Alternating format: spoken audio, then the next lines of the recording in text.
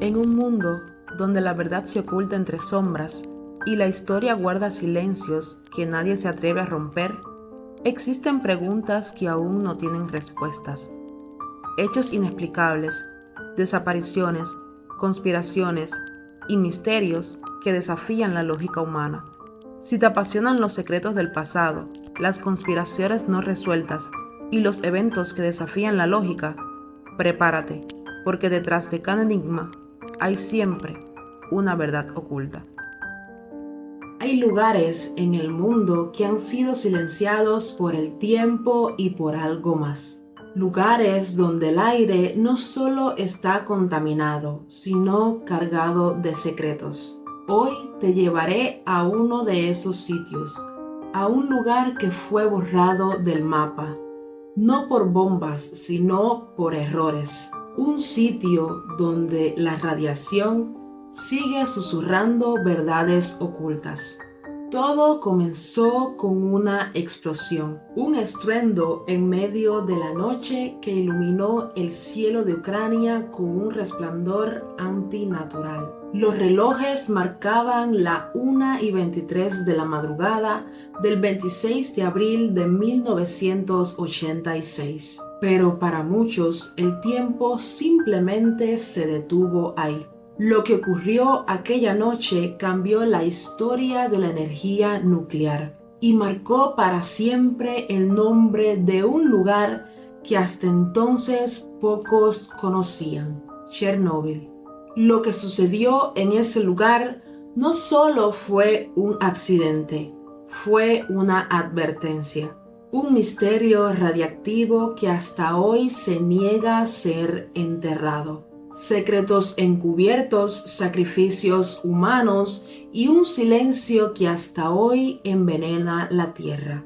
Hola amigos, bienvenidos nuevamente a Enigmas, el lugar donde la historia cobra vida y los secretos más oscuros salen a la luz. Hoy vamos a sumergirnos en uno de los desastres más impactantes y enigmáticos de la historia moderna: el accidente nuclear de Chernóbil. Prepárate para conocer lo que realmente ocurrió dentro de esa central nuclear, los errores humanos, los secretos del gobierno y los horrores invisibles que aún persisten entre la maleza.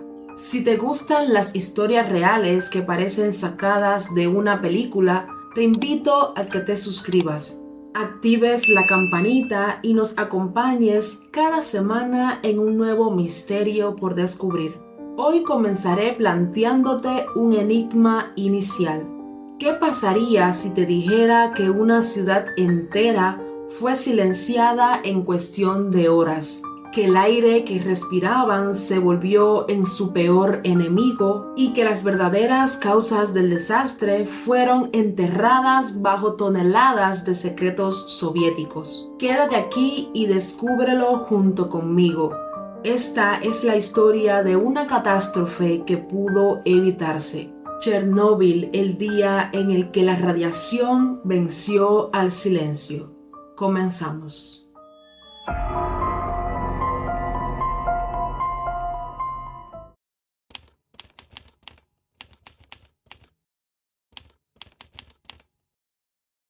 Corría el año 1986 y Ucrania aún formaba parte de la Unión Soviética. La central nuclear de Chernóbil, con sus 4 reactores RBMK, era símbolo de progreso, aunque también una bomba de tiempo disfrazada. Pripyat era la ciudad modelo construida para los trabajadores de la planta. Más de 49,000 personas vivían ahí, jóvenes, niños y familias completas. Todos ignoraban lo que estaba por ocurrir. La central nuclear Vladimir Ilich Lenin estaba ubicada en el norte de Ucrania, que en ese momento aún formaba parte de la Unión Soviética. A 2.7 kilómetros de la ciudad de Pripyat, a 18 kilómetros de la ciudad de Chernóbil, a 110 kilómetros al norte de Kiev, la capital de Ucrania, y a 17 kilómetros de la frontera con Bielorrusia. Era una central muy grande, con 4 reactores RBMK que tenían la capacidad de producir 1000 megavatios cada uno. El diseño de estos reactores no cumplía los requisitos de seguridad que en esa fecha ya se imponía a todos los reactores nucleares de uso civil en el occidente. Este era un diseño soviético que, para ser sincera, ya era bastante cuestionable en ese momento. Lo más grave era que no tenían un edificio de contención, algo que ya era obligatorio en ese momento. Es decir, que si algo salía mal, no tenían una estructura fuerte que evitara que se escapara la radiación.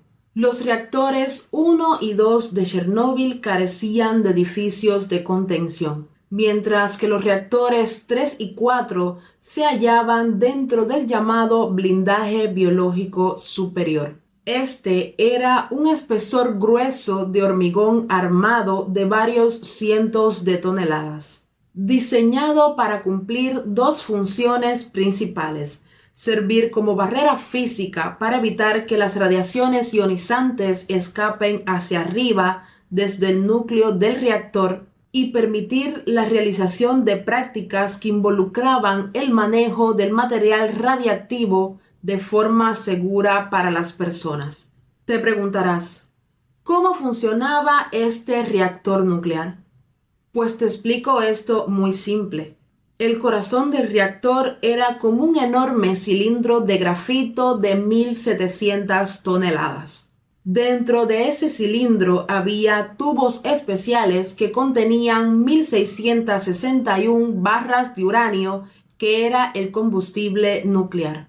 Otros tubos llevaban barras de boro, que eran como los frenos para la reacción. Por esos tubos pasaba agua a presión calentándose por la reacción nuclear.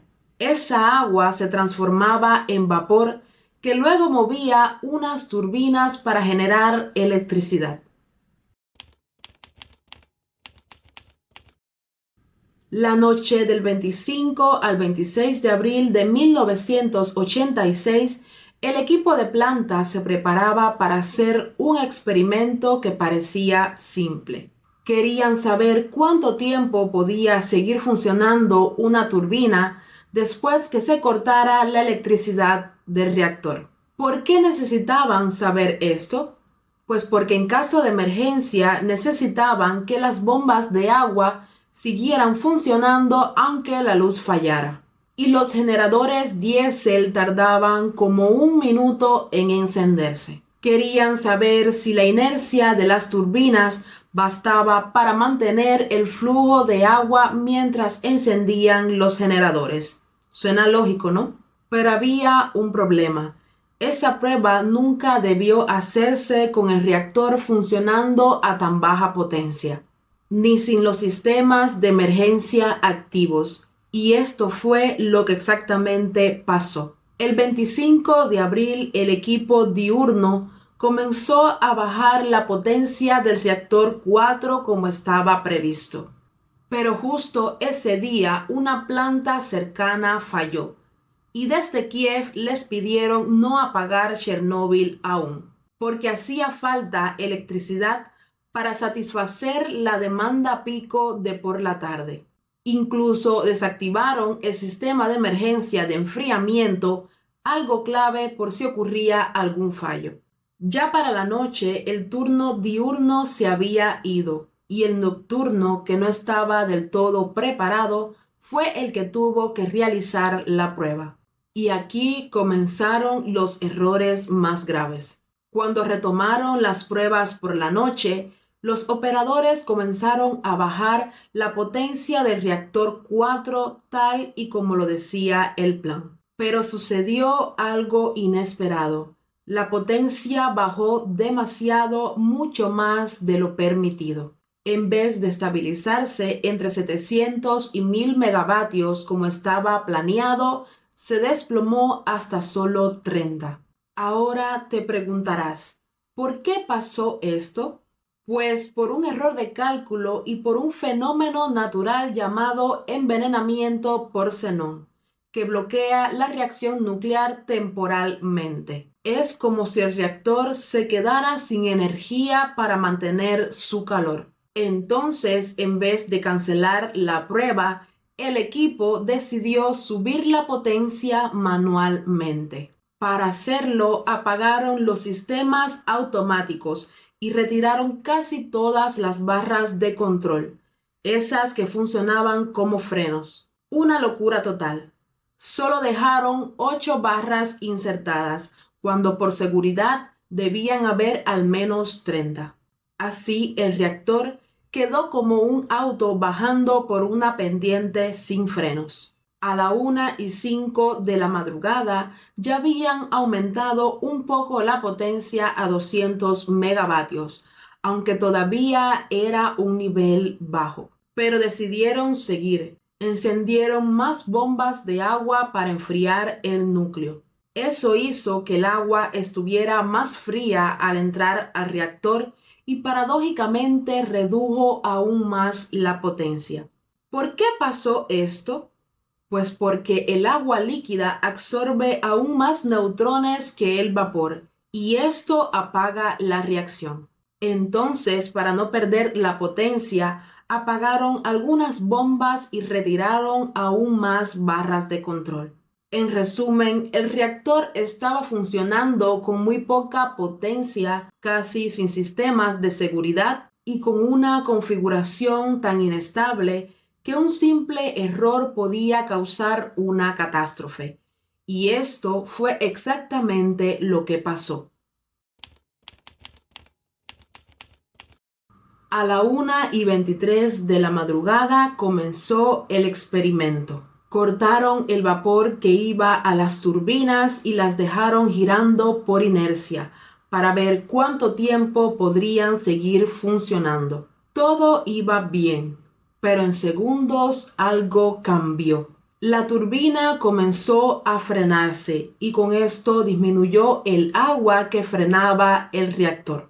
Al haber menos agua, se formaron más burbujas de vapor dentro del núcleo. Y como el vapor no frena la reacción tan bien como el agua, la potencia comenzó a subir cada segundo más rápido. Los operadores no se dieron cuenta a tiempo. En un intento por apagar la reacción, alguien presionó el botón AZ5, el apagado de emergencia. Ese botón debía insertar todas las barras de control al mismo tiempo para apagar el reactor. Pero había un error en el diseño. Las puntas de esas barras tenían grafito, que en lugar de apagar la reacción al principio la aceleraba. Al entrar esas puntas de golpe, provocaron un aumento instantáneo de la potencia en la parte superior del núcleo. Fue como echarle gasolina al fuego. En menos de 4 segundos la potencia se disparó a niveles incontrolables. El reactor, que generaba normalmente 1000 megavatios, saltó hasta más de 30.000, 10 veces la producción normal. A la 1:23:45 se escucharon fuertes ruidos y una primera explosión sacudió al edificio.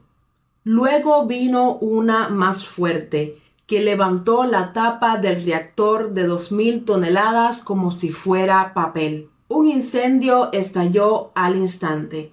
Pedazos de grafito encendidos volaron por el aire. Material radiactivo salió disparado y cayó sobre los techos. El núcleo del reactor estaba al descubierto y el infierno había comenzado. Uno de los trabajadores, Valery Yudenchuk, murió en ese momento.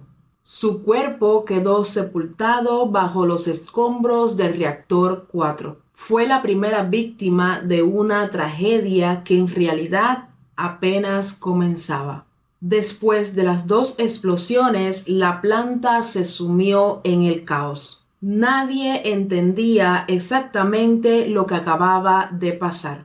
En la sala de control, algunos operadores pensaban que el reactor seguía intacto. Imposible imaginar que el núcleo ya estaba al aire y expulsando radiación por toneladas.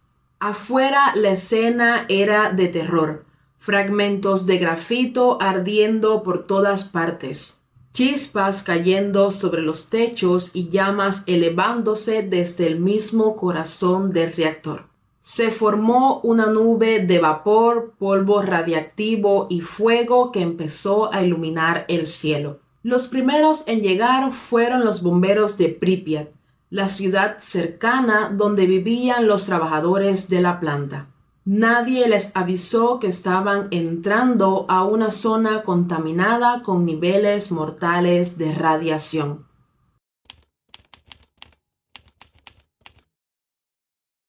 Minutos después del accidente, todos los bomberos militares asignados a la central estaban en camino y preparados para controlar el desastre rápidamente. Las llamas afectaban a varios pisos del reactor 4 y se acercaban peligrosamente al edificio donde se encontraba el reactor 3. El comportamiento heroico de los bomberos durante las 3 primeras horas del accidente evitó que el fuego se extendiera al resto de la central. Aún así, pidieron ayuda a los bomberos de Kiev debido a la magnitud de la catástrofe. Uno de los primeros en subir al techo fue Vasily Ignatenko. Él y sus compañeros trataron de apagar las llamas como si se tratara de un incendio común, pero este no era un fuego normal.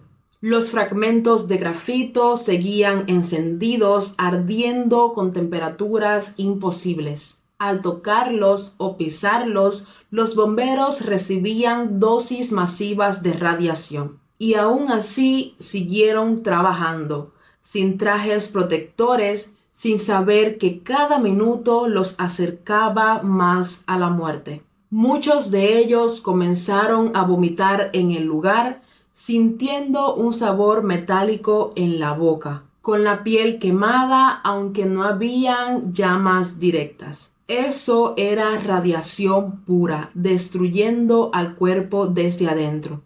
Esa noche el enemigo era invisible. La mayoría de los bomberos murieron de envenenamiento por radiación durante las 3 primeras semanas. El primer acercamiento en helicóptero evidenció la magnitud de lo ocurrido. En el núcleo expuesto a la atmósfera, el grafito ardía al rojo vivo, mientras que el combustible y otros metales se habían convertido en una masa líquida incandescente. La temperatura alcanzaba los 2500 grados Celsius e impulsaba el humo radiactivo en un efecto chimenea a una altura considerable. Mientras los bomberos luchaban por contener el fuego, una nube radiactiva comenzaba a formarse sobre Chernóbil. El calor del núcleo expuesto generó una corriente ascendente que elevó partículas de uranio, plutonio, cesio y yodo radiactivo hacia la atmósfera. Esas partículas viajaron por el viento, cruzando la frontera hacia Bielorrusia y luego hacia los países bálticos, Suecia, Alemania, y días más tarde incluso llegaron a Francia, Italia y otros países de Europa. Pero en ese momento nadie fuera de la URSS sabía nada. Las autoridades soviéticas intentaron ocultar el desastre. No alertaron a la población de Pripyat que esa mañana despertó como si fuera un día cualquiera. Los niños fueron a la escuela, las personas caminaban por la calle respirando aire contaminado. Algunos notaron que había polvo negro en los autos y muchos se sentían mal.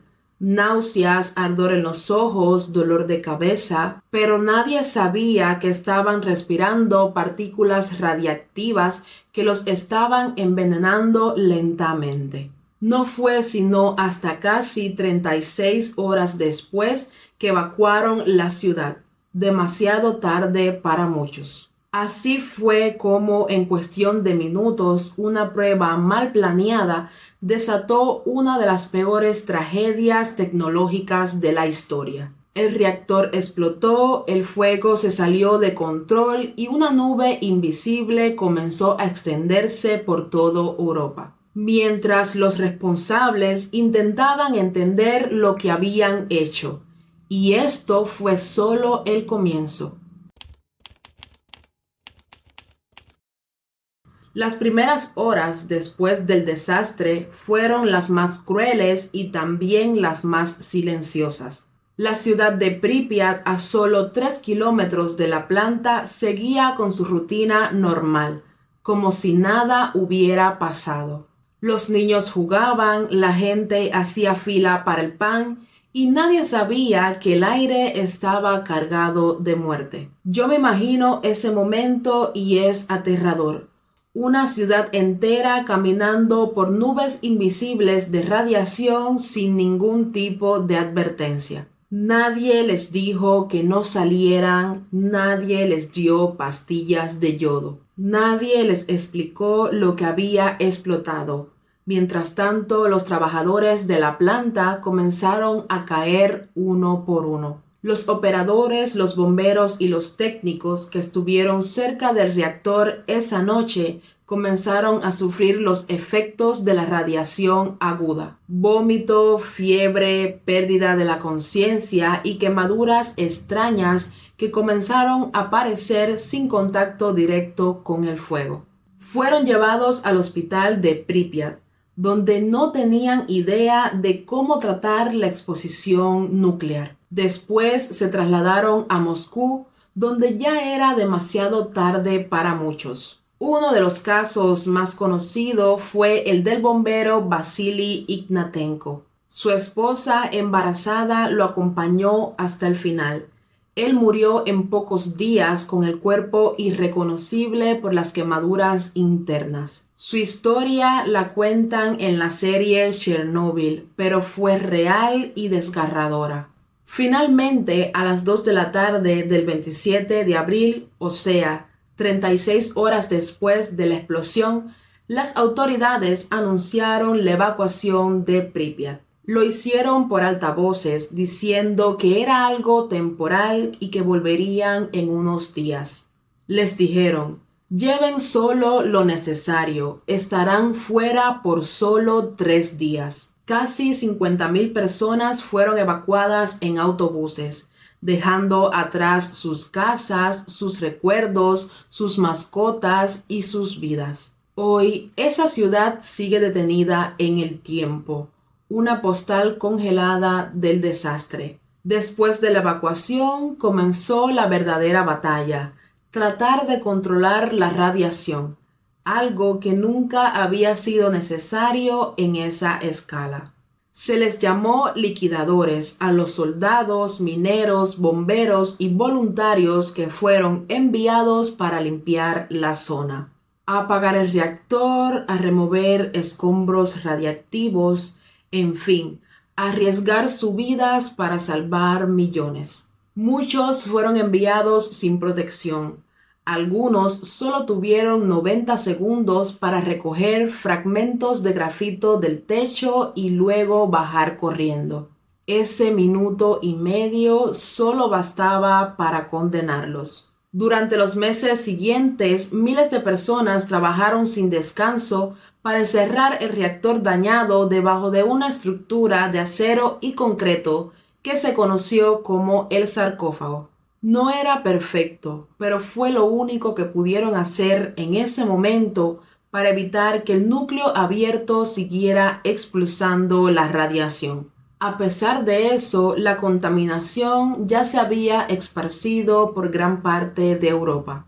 Nadie sabía cuántas vidas terminaría afectando, y en muchos países ni siquiera le habían contado a sus ciudadanos lo que estaba pasando. Chernobyl no fue solo un accidente, fue una combinación de errores humanos, fallas en el diseño, secretismo político y arrogancia tecnológica. Fue una advertencia que llegó demasiado tarde. Hoy la zona sigue siendo un lugar fantasma y aunque han pasado décadas, la radiación aún continúa allí, como una cicatriz permanente en la historia de la humanidad.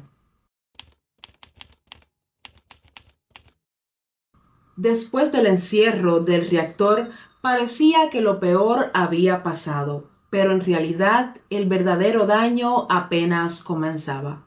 Se estima que más de 600.000 personas participaron en las tareas de limpieza en los años siguientes. A muchos les prometieron condecoraciones, dinero o que no corrían peligro. Pero lo que recibieron fue otra cosa: enfermedades, cáncer y una vida marcada por el silencio.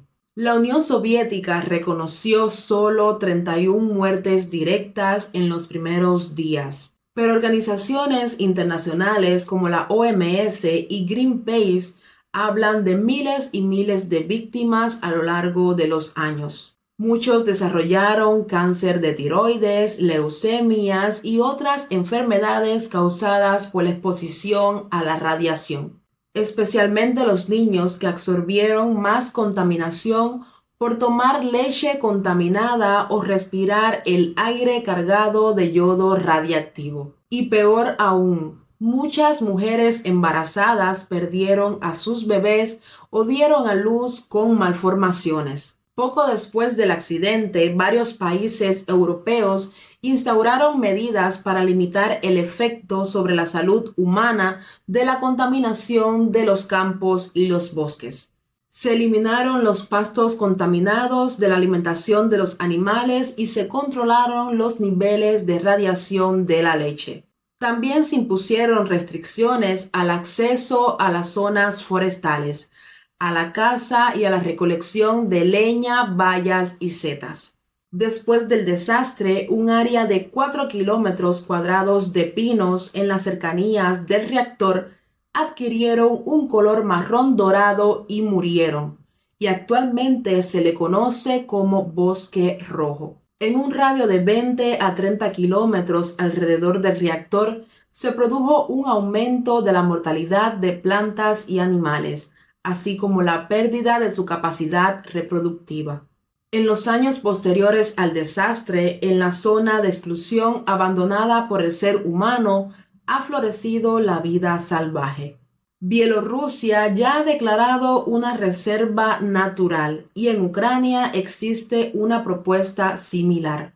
Varias especies de animales y aves que no se habían visto en la zona antes del desastre se encuentran ahora en abundancia debido a la ausencia de seres humanos en el área. Los vehículos radiactivos de Chernóbil están abandonados dentro de la zona de exclusión, a unos 25 kilómetros de la central nuclear.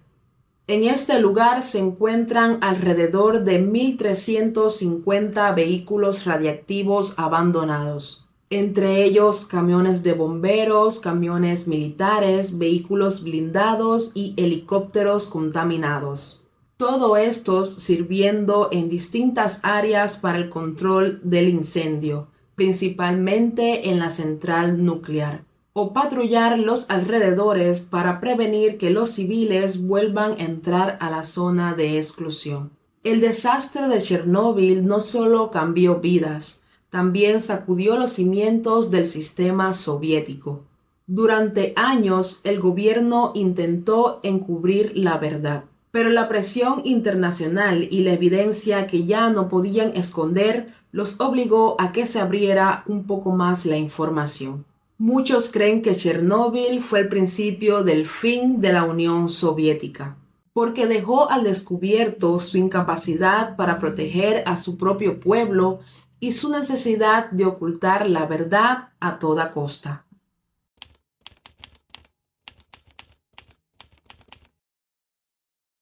Con el paso del tiempo, el sarcófago construido en torno al reactor 4 justo después del accidente, se fue degradando por el efecto de la radiación, el calor y la corrosión generada por los materiales contenidos. hasta el punto de existir un grave riesgo del derrumbe de la estructura, lo que podría tener consecuencias dramáticas para la población y el ambiente. En 2016 se construyó una nueva estructura gigante, conocida como el nuevo sarcófago, una estructura móvil que es la mayor construida hasta la fecha en el mundo, en forma de arco de 110 metros de alto y más de 30.000 toneladas. La estructura está controlada con grúas equipadas a distancia, con el objetivo de ir desmontando la antigua estructura y de extraer el material radiactivo. Está diseñada para contener al reactor al menos 100 años más, pero esa no es una solución definitiva, es solo una etapa temporal sobre un problema eterno. Hoy, algunos tours guiados permiten visitar la zona de exclusión con estrictas medidas de seguridad, pero Chernóbil sigue siendo una advertencia viva. Actualmente la ciudad sigue ahí, congelada en el tiempo. Triciclos oxidados, escuelas vacías y un reactor sepultado bajo toneladas de concreto pero que aún respira. ¿Y si te dijera que otros reactores iguales siguen operando en el mundo? ¿Lo creerías? Chernóbil no fue solo una explosión, fue una lección escrita con fuego, grafito y silencio. Un recordatorio brutal de lo que ocurre cuando el orgullo pesa más que la precaución, cuando los errores se esconden en vez de enfrentarse y cuando la tecnología avanza más rápido que la responsabilidad humana. Actualmente muchos aún sufren las consecuencias.